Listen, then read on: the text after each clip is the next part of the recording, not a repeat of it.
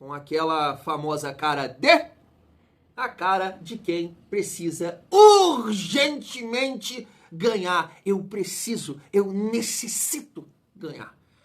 Tá difícil. Mas o nosso treinador, Fernando Diniz, disse ontem na coletiva que o Vasco não tem a menor condição de priorizar alguma competição. Foco total contra o Mirassol, passando essa partida, foco total contra o CSA. E veja bem, família, é um jogo decisivo, podemos colocar dessa maneira. Anota aí na sua agenda, sabadão, dia 2/8, às 6h30, vamos encarar o Mirassol, que vem fazendo uma grande campanha, né? 25 pontos, 7º colocado, e o Vasco na 16ª colocação com 15 pontos. E veja bem, tem muita chance de entrar aqui no Z4, porque eu tava vendo aqui alguns jogos. Beleza, o Fortaleza até encara o Corinthians fora de casa, mas o Santos encara o Juventude jogando em casa. Se o Santos não ganhar do Juventude, não vai ganhar de mais ninguém, sabe? Aí, Sormani com certeza vai ver o Santos na Série B do ano que vem. Então a chance de o Vasco entrar na zona de rebaixamento, ela é gigante. A não ser que o Vasco possa te surpreender e conquistar, né, um bom resultado diante do Mirassol. Mas a dinâmica do nosso vídeo não tem como, família. Vai ser um tom de desabafo. Mais uma vez, para ajudar aqui nessa resenha, eu quero trazer a galera do Troca de Passes, né? Tava por lá o Mansur, Felipe Diniz e o Alex falando do Vasco no jogo de ontem, né, em relação ao Verratti. Meu celular também quer desabafar. O Vasco cruzou 42 bolas no jogo de ontem contra o CSA. Família do céu, alguma coisa errada. Lucas Pedrosa toca no ponto das teimosias de Fernando Diniz. E o Rizek, ele toca em outro ponto, que me machuca demais, com certeza te machuca também, que é a nossa vida sofrida e difícil, né, torcendo para o Vasco. Olha, tá pesado. E além disso, família, né, pegando esse ponto aí, né, do Lucas Pedrosa, falando das teimosias de Fernando Diniz, aí entra, claro, o João Vitor, essa insistência que ele tem de, em alguns momentos, colocar o Hugo Moura na defesa. E claro que vamos falar aqui, mais uma vez, de Pablo Verratti, trazendo aqui algumas análises, né, de influenciadores do Vasco, torcedores assim como eu. Teve um que eu gosto bastante, tocando no ponto que o Verratti não é o problema, ele nunca vai ser, porque ele é o artilheiro do Vasco. Você concorda com essa visão? Tem uma outra página que trouxe aqui um texto, vou colocar aqui para vocês, vou ler juntos com vocês. Cara, o cara dá uma aula do que está acontecendo com o Pablo Verratti nesse momento, estilo do Diniz, fase terrível. Será que não é melhor segurar ele, João Vitor, sabe? Esperar passar essa urucubaca que está acontecendo com os dois. Então chega aí, família, que a resenha tá muito maneira, além da gente falar aqui do Ryan. Quero desabafar também sobre o Ryan, família. Dá aquela força pro Thiagão, se inscreve no canal, deixa o like, ativa o sininho para não perder os próximos vídeos e dar aquela hypada para ajudar aqui o trabalho do Thiagão. Seguindo a nossa resenha, eu quero trocar uma ideia com vocês sobre essa informação do L'Équipe, né? Tá aí, ó. Mônaco está interessado na contratação do atacante Ryan do Vasco, porque me parece que o clube francês deve vender, né, o atacante Simon Valbré, sei lá como é que é o nome aqui do atleta, família. A ESPN também confirmou essa situação, que o Mônaco tem interesse na contratação do Ryan e para essa janela. Não estou falando aqui em tom de crítica em relação à diretoria, mas é uma visão minha em relação a esse jogador. Eu nem acho, né, que o Ryan está performando da maneira que estava jogando antes da Copa do Mundo, e quem diria, né, ali no início do ano, que eu ia ter essa visão sobre o Ryan. Mas, claro, depois da chegada do Fernando Diniz, eu acho que todo mundo entende dessa forma, é um outro jogador. Então, se o Vasco vender o Ryan nessa janela, família, eu sinceramente, não sei se é ignorância da minha parte, eu vou ficar muito preocupado e até o ponto de cravar aqui o rebaixamento. Que é isso, Thiagão? Você tá exagerando, o Ryan é tudo isso. Eu sei que ele não é tudo isso, mas nesse Vasco, nesse momento, ele e o Nuno são os principais jogadores do Vasco, principalmente na frente. Principalmente... Aí você vai falar, mas tá ruim com os dois. Imagine sem um deles. Então não pode de forma nenhuma hoje visar dinheiro, não sei o que, eu sei disso tudo. Vender o Ryan hoje é um tiro no pé. Não dá. Olha a fase do Verratti. E se ela persistir? Porque eu até acredito que ele vai, né, voltar a nos ajudar, vai marcar gols, vai garantir vitórias. Eu creio nisso. É só uma fase. A cabeçada vai começar a acertar, a bola vai sobrar, ele vai estar de canela, vai lá no gol. Acredito nisso. Mas nesse momento, isso não está acontecendo. Repito, o Ryan não está jogando a mesma coisa antes da Copa do Mundo. Até a parada para a Copa do Mundo. Mas ainda é um jogador importante nesse Vasco. Participa muito da fase ofensiva. Tem um bom chute, né? Fez o gol contra o Internacional. Ele e o Nuno. Então vender o Ryan nesse momento não dá.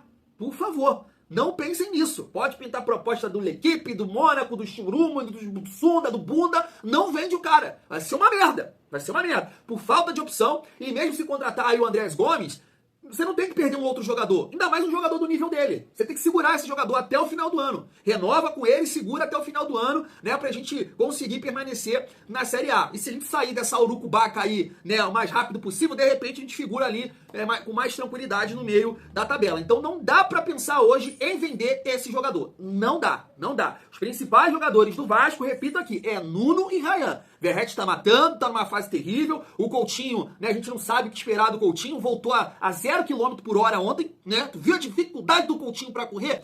Então você não pode de forma nenhuma perder o Ryan nesse momento. Mas de forma nenhuma.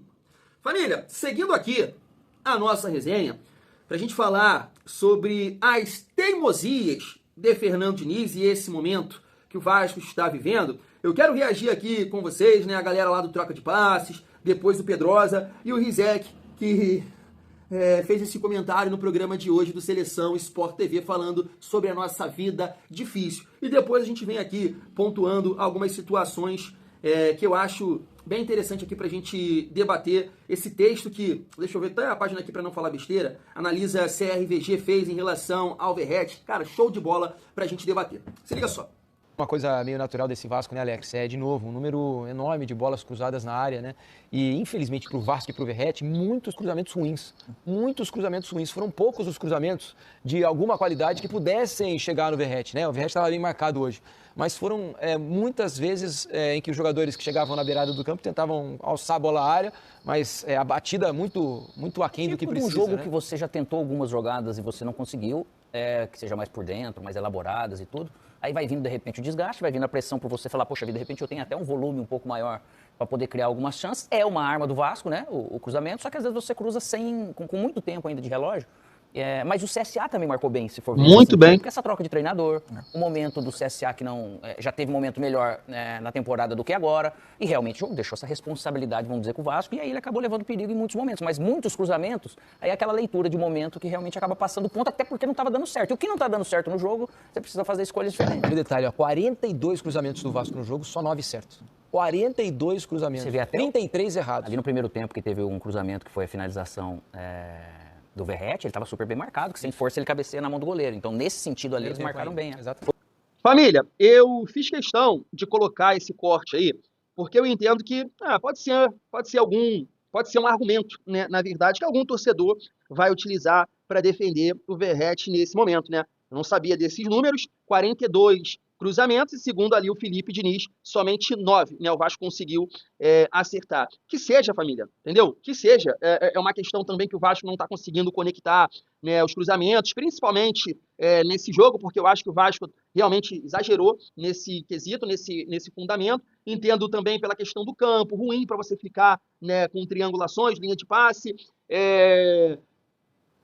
Pelo CSA também está bem fechado, né?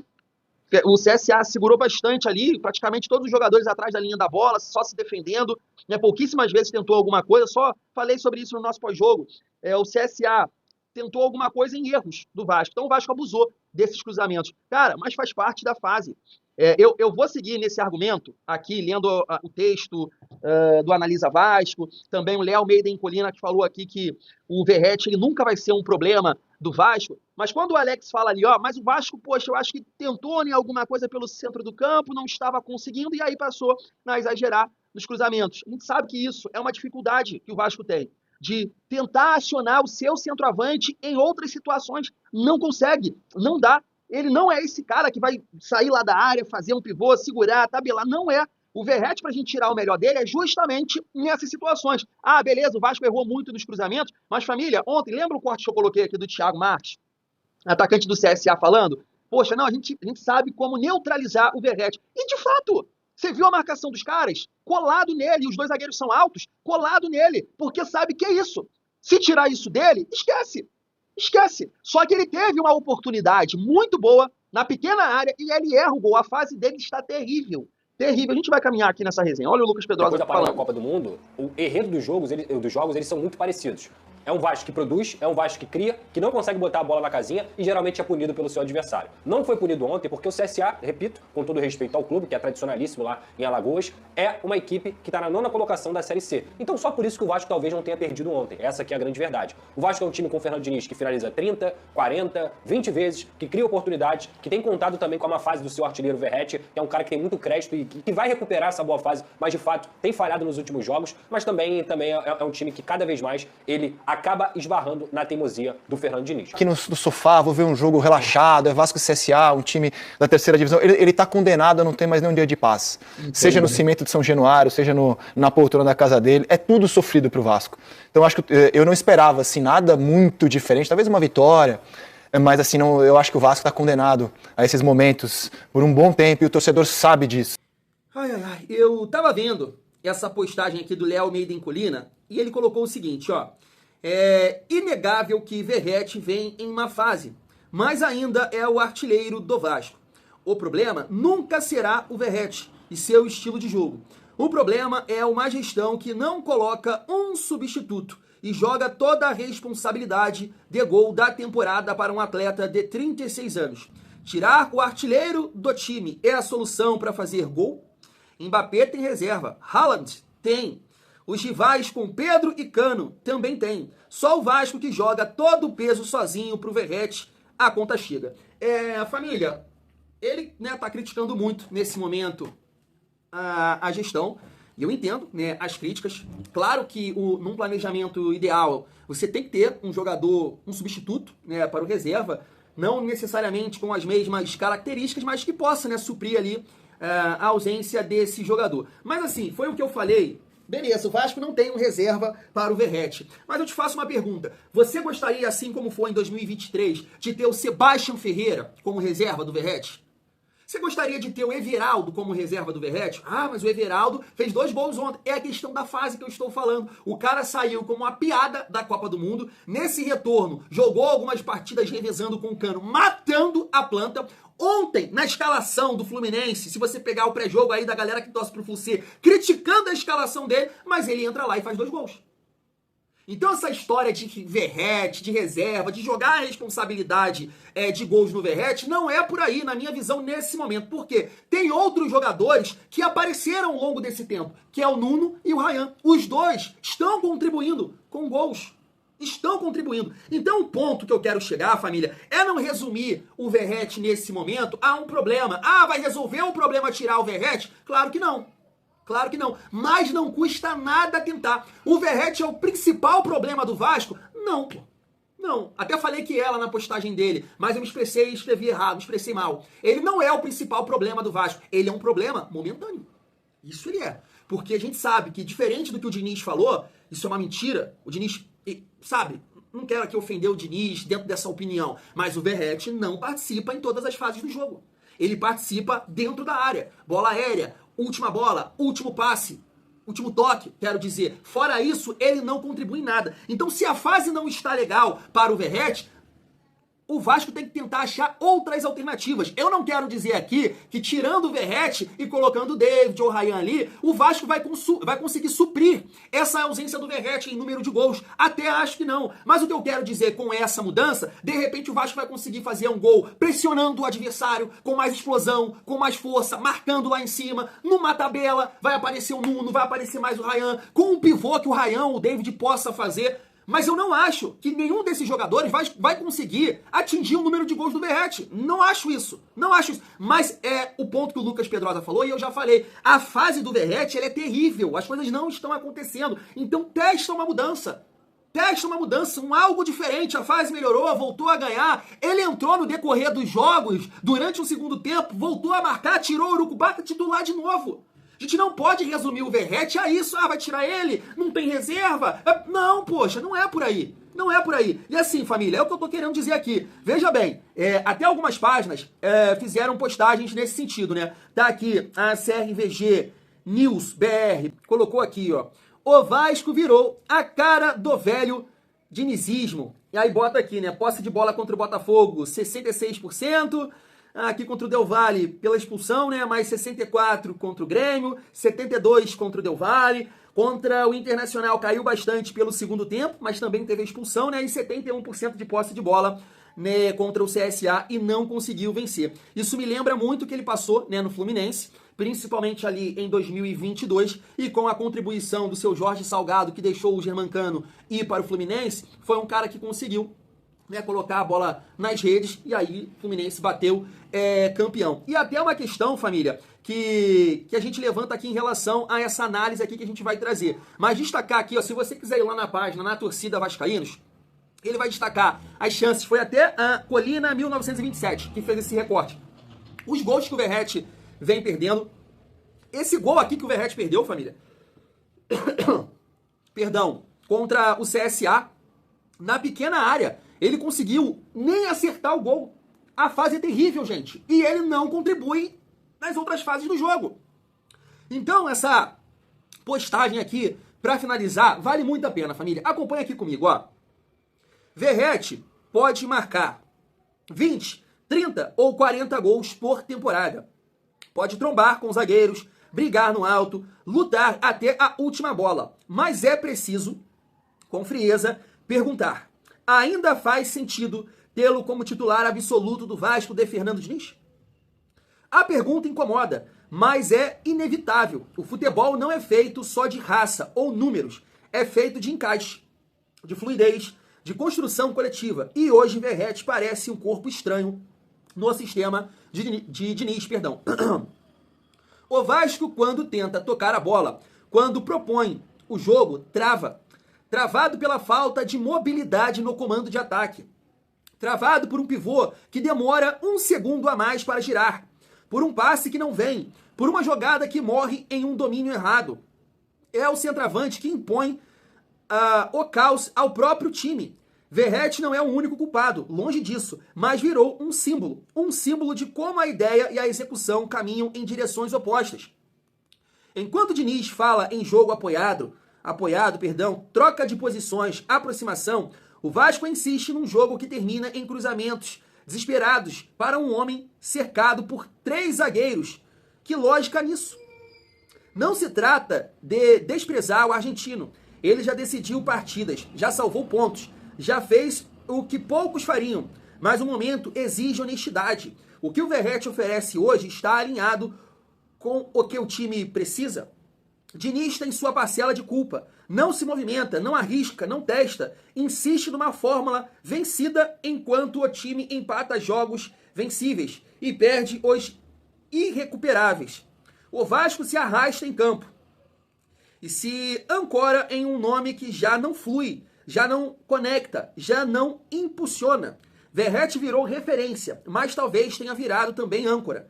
Segura o time no fundo enquanto o barco tenta inutilmente sair da zona de risco.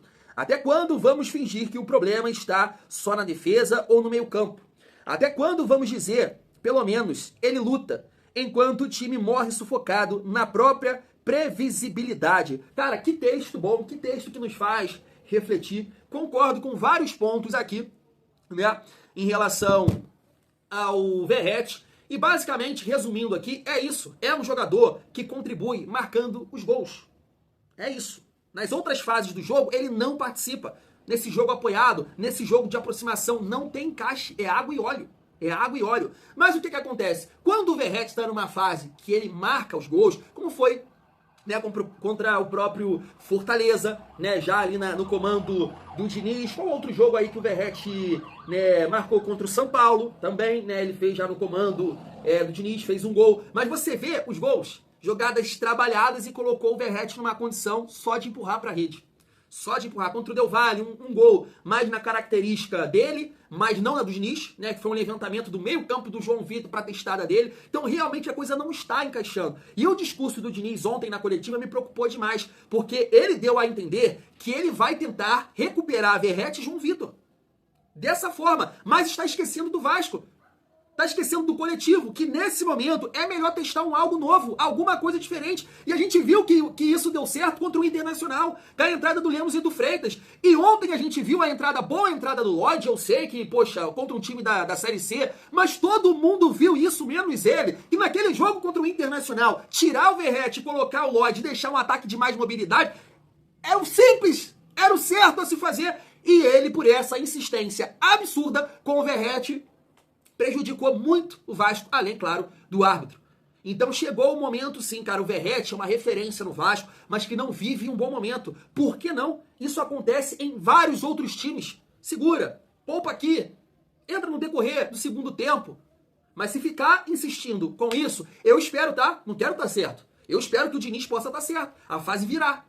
Mas nesse momento, que as coisas não estão acontecendo, bola aérea, quando sobra ele erra, por que não tentar esquecer dos números?